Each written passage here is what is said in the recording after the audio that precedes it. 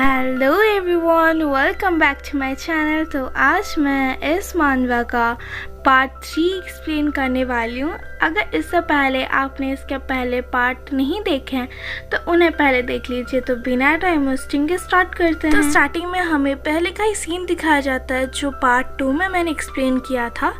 अगर आपने उसे देखा है तो फिर से एक्सप्लेन करने की कोई ज़रूरत नहीं, आगे बढ़ते हैं।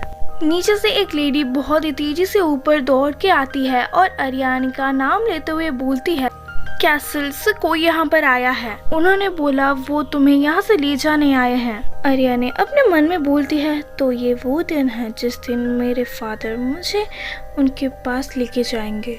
फिर हमें अरियानी के फादर को दिखाया जाता है जिनका नाम होता है कर्डिनल दे मारे। अरियानी का जो फादर होता है वो एक पादरी होता है, इसलिए वाइफ वो नहीं रख सकते। ये कंट्री के रूल के खिलाफ है, पर उन्होंने एक मिस्ट्रेस को रखा है जिसका नाम है लुक्रेसिया, जो हायर स्टैंडर्ड से बिलोंग करती है। और लुक्रेसिया इस तरह का दिखावट करती है जैसे कि वो कर्डिनल दे मारे की असली और पहली वाइफ हो। फिर हमें उनके तीनों बच्चों को दिखाया जाता है जो अरियानी के भाई बहन है, और उन सबको इस तरह ट्रीट किया जाता है जैसे कि वो ही सच में अधिकारी हो।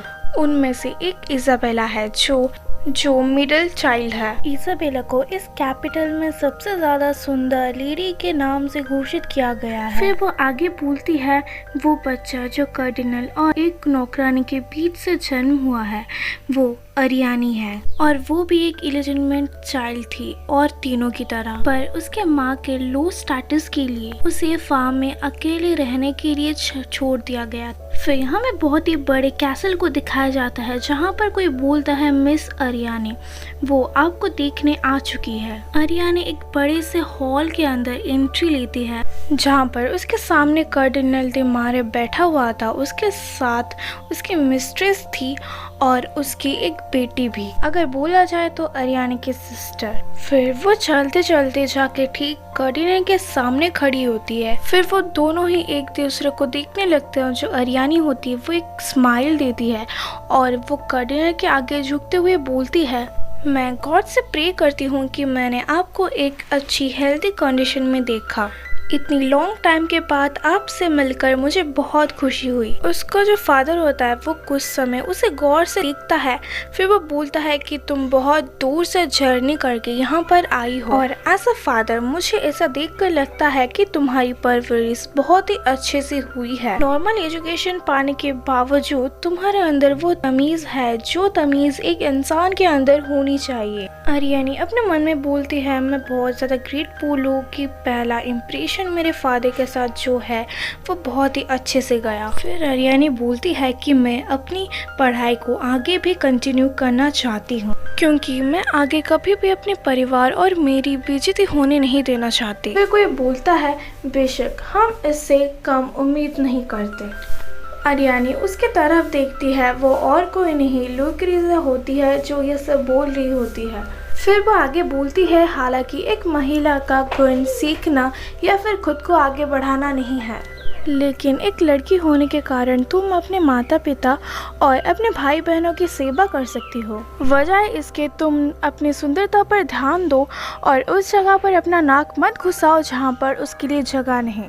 उसकी वो बातें सुनकर अरियानी अपने मन में बोलती है, एक समय था जब मैं लुक्रेसिया को एक सुंदर और आदर्श महिला के रूप में देखती थी, पर अब मुझे समझ में आ रहा है कि वो कितनी क्रूर औरत है। फिर वह आगे अपने मन में सोचती है, पिता एक खुशहाल परिवार के छवि को अपने मन में रखते हैं जिससे लुक्रेसिया को नीचे लाना आसान हो जाएगा। ये सब सोचते ही वो स्माइल करने लगती है और जो लुक्रेसिया के सामने वो झुकते हुए बोलती है, जैसा कि आपने बोला मैं एक अच्छी बेटी बनने की कोशिश करूंगी, लेडी लुक्रेसिया। अरियानी के मुंह से लेडी लुक्रेसिया सुनकर जो लुक्रेसिया होती है वो थोड़ा सा घबरा जाती है। फिर वो कर्डिनल की तरफ देखती है और जो कर्डिनल होते हैं वो बोलते हैं, लेडी लुक्रेसिया। फिर जो लुक्रेसिया होती है वो बोलती है कम ऑन अरियाने, उसके अलावा तुम मुझे माँ बुला सकती हो। फिर अरियाने स्माइल करते हुए बोलती है थैंक यू मदर। तभी कोई हॉल में आते हुए बोलता है कि आई थिंक मुझे माफ़ी मांग लेनी चाहिए देर से आने की खातिर। उसको फील करते हुए जो अरियाने होती है वो बहुत ज़्यादा घबरा जाती है और फिर वो जो लड़की होती है वो अंदर आते हुए बोलती है ओह वेलकम बैक अरियाने मेरी प्यारी बहन। उसकी वो आवाज़ सुनते ही जो अरियाने होती है वो थर थर काँपने लगती है। जब वो पीछे मुड़ते हुए देखती है वो और कोई नहीं इज़ाबेला होती है। फिर हमें दिखाया जाता है वो दोनों की नज़रें कुछ समय के लिए मिलती है।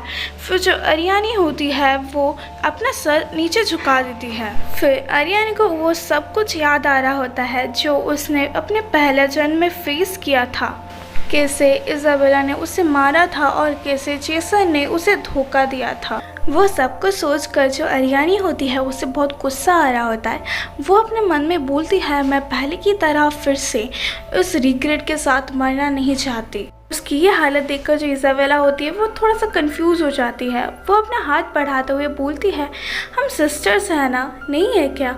और वो बोलती है कि तुम चाहो तो मुझे अपनी बहन बुला सकती हो। इज़ाबेला को एक्टिंग करते हुए देखकर अरियाने कहाँ पीछे रहने वाली थी। वो स्माइल करते हुए अपना हाथ बढ़ाती है और बोलती है कि थैंक यू मेरी बहन। और जैसे कि हमें उसके मुंह से ये पता चलता है उसे ये करने का बिल्कुल भी मन नहीं था। उन दोनों का फादर यानी कर्नल वो बोलता है कितना अच्छा है अपने परिवार को फिर से एक साथ देखना। फिर सीन शिफ्ट होता है और हमें दिखाया जाता है जो अरियाने होती है सबके साथ मिलजुल कर नीचे जा रही होती है। लुक्रेसिया अरियाने को रुकते हुए बोलती है तुम हम सबसे अच्छे से बिहेव करना क्योंकि तुम हमारे छत के नीचे हो। क्या तुम्हें सब कुछ समझ में आया? ये बोलते हुए वो नीचे जाने लगती है और जो अरियाने होती है वो अपने मन में बोलती है मैंने तो अब तक कुछ किया ही नहीं। वो गहरी सांस लेते हुए अपने मन में बोलती है वैसे मैं अभी शुरू करने ही वाली हूँ। फिर तभी कोई बोलता है कि ये ज़रूर एक मिस्टेक होगा। वो और कोई नहीं अरियाने की छोटी बहन होती है जो बोलती है कि ये लड़की मेरी एक सिस्टर कैसे हो सकती है? तुम तो एक बस किसान लड़की हो, मैं इसे अलाउ नहीं करती। क्या तुम्हें लगता है कि मैं नहीं जानती तुम्हारी माँ एक साधारण नौकरानी है? उसकी वो बातें सुनकर अरियाने अपने मन में सोचने लगती है अगर अभी मैं इस पिछली जिंदगी में होती तो तुम्हारे इन बचकानी गुस्सों से मैं चुप रह जाती, लेकिन अब मुझे पता है कि मुझे तुम्हें कैसे चुप कराना है। अरियाने उसके तरफ झुकते हुए बोलती है ओह तुम बेचारी। अरियाने के मुंह से बेचारी शब्द सुनकर जो छोटी बहन होती है उसकी वो बोलती है क्या? फिर वो हंसते हुए बोलती है मैं बस पहले से जो देख रही हूँ उससे दुखी हूँ। ऐसा लगता है कि फादर और मदर की जो आंखें हैं वो सिर्फ इज़ाबेला के ऊपर है। उसकी छोटी बहन को बहुत ज़्यादा गुस्सा आता है और वह बोलती है अपने मुंह को बंद करो और वो उसे धक्का देते हुए बोलती है कि तुम हमारे परिवार के बारे में कुछ भी नहीं जानती। पर वो तब शॉक हो जाती है जब वो आगे देखती है वहाँ पर अरियाने नहीं बल्कि इज़ाबेला गिरी होती है और इज़ाबेला की हालत जो होती है वो रोने तक आ जाती है। तभी उसे पता चलता है कि क्या हुआ था। जब वो अरियाने को धक्का देने वाली थी तब अरियाने आगे से हट गई और इज़ाबेला नीचे गिर गई। इज़ाबेला को गिराकर वो बहुत ज़्यादा डर चुकी होती है और वो कांपने लगती है। तभी वहाँ पर कर्नल आते हुए बोलता है यहाँ पर क्या चल रहा है, यहाँ पर इतना शोर क्यों है? वो इज़ाबेला का वो हालत देखकर वो बोलते हैं इज़ाबेला तुम्हारे साथ ये किसने किया? इज़ाबेला के कुछ कहने से पहले ही जो उसकी छोटी बहन होती है वो आगे आते हुए बोलती है फादर ये मेरी गलती तो बिल्कुल भी नहीं थी ये। फिर वो पीछे देखती है और उस अरियाने की बात याद आती है। वो बोलती है ये तो अरियाने थी जिसने इज़ाबेला को पीछे धक्का दिया था। अरियाने के फादर अरियाने को ऊपर चिल्लाते हुए बोलता है कि तुम अभी के लिए बहुत ही मुश्किल से यहाँ पर आई हो और तुमने आते ही ये हंगामा शुरू कर दिया। अरियाने को डांट सुनते हुए सुनकर जो उसकी छोटी बहन होती है वो हंसती है। फिर अरियाने आगे बढ़ते हुए बोलती है फादर मैं इसके लिए आपसे ज़रूर माफ़ी मांगूंगी। फिर अरियाने आगे बोलती है मुझे डर है क्यों इज़ाबेला मुझे बचाने के चक्कर में अपने आप को चोट ना पहुंचा दे। उसकी जो छोटी बहन बोलती है क्या उसे मदद करने के लिए? और जो इज़ाबेला होती है वो भी चौंक गई होती है। और अरियाने आगे बोलती है हाँ वो मुझे बचाने के चक्कर में इस सीढ़ियों से नीचे गिर गई। आराबेला थोड़ा सा खेल रही थी और उसने मुझे धक्का दे दिया। हाँ, बाय द वे, उस छोटी लड़की का नाम आराबेला है। ये सुनकर जो कर्डिनल होता है वो बोलता है क्या, और अरियानी कर्डिनल वो दोनों ही आराबेला की तरफ देखते हैं, और जो आराबेला होती है वो बोलती है नहीं, ये सच नहीं है, मैंने ऐसा कुछ भी नहीं किया। इज़ाबेला तो उसकी मदद कर ही नहीं रही थी, वो वहाँ पर बस खड़ी थी। जब फिर आगे अरियानी बोलने लगती है कि मैं जानती हूँ कि मैं उच्च कुलीन महिला के तौर पर पैदा नहीं हुई, फिर भी मुझे ये तो पता है कि झूठ बोलना नहीं चाहिए। फिर वो बोलती है अगर आपको मुझ पर विश्वास करना मुश्किल लग रहा है तो आप खुद इज़ाबेला से ही क्यों नहीं पूछ लेते। इज़ाबेला बेचारी लड़की, वो तो इन दोनों के बीच में ही फंस गई थी। वो कुछ में चुप रहती है और फिर उसे ऐसा चुप रहते हुए देखकर जो अरियानी होती है वो बोलती है यही समय है, तुम अपना रंग दिखा सकती हो। फिर कुछ समय शांत रहने के बाद इज़ाबेला बोलती है फादर, आराबेला तो बस खेल रही थी, वो पनिशमेंट डिजर्व नहीं करती। उसकी वो बात सुनते ही जो अरियानी होती है वो हंसने लगती है। फिर वो अपने मन में बोलती है मुझे पता ही था तुम यही बोलोगी, तुम अपने हाथों से इतनी अच्छी अपॉर्चुनिटीज कैसे जाने दे सकती थी। ये आपके लिए एक दयालु और बड़ी बहन बनने की भूमिका निभाने के लिए बहुत ही अच्छा अवसर है, जब एक ऐसी सौतेली बहन है जिसको परेशान किया जा रहा है। जैसे ही इज़ाबेला ने अरियानी का साथ दिया, जो आराबेला होती है वो इज़ाबेला का नाम चिल्लाती है। जो इज़ाबेला होती है वो उसके बातों को वहीं पर काटते हुए बोलती है कोई बात नहीं आराबेला, तुम अगली बार से थोड़ा सा ध्यान रखना। तभी आराबेला का नाम कोई पीछे से बुलाता है।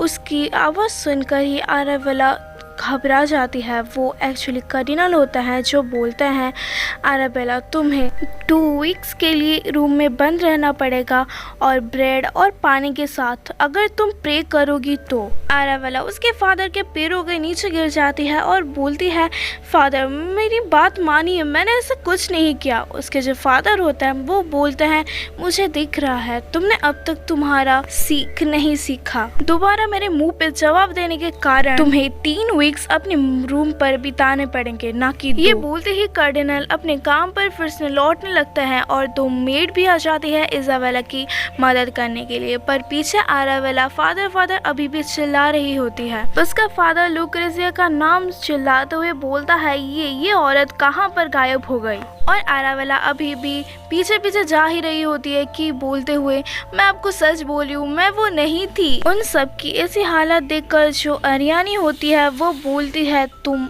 इन बच्चों को क्या सिखा रहे हो, और आराबेला का अभी भी बंद नहीं हुआ होता। वो अभी भी फादर फादर ही चिल्ला रही होती है, पर उसकी बात सुनकर इज़ाबेला के ऊपर कोई भी फर्क नहीं पड़ रहा होता। वो तो अपने मज़े में जा रही होती है।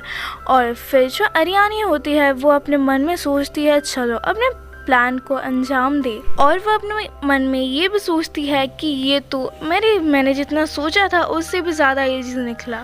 ओके, तो यहाँ पर हमारा ये पार्ट भी कंप्लीट होता है। मिलता है नेक्स्ट पार्ट में, तब तक के लिए बाय बाय।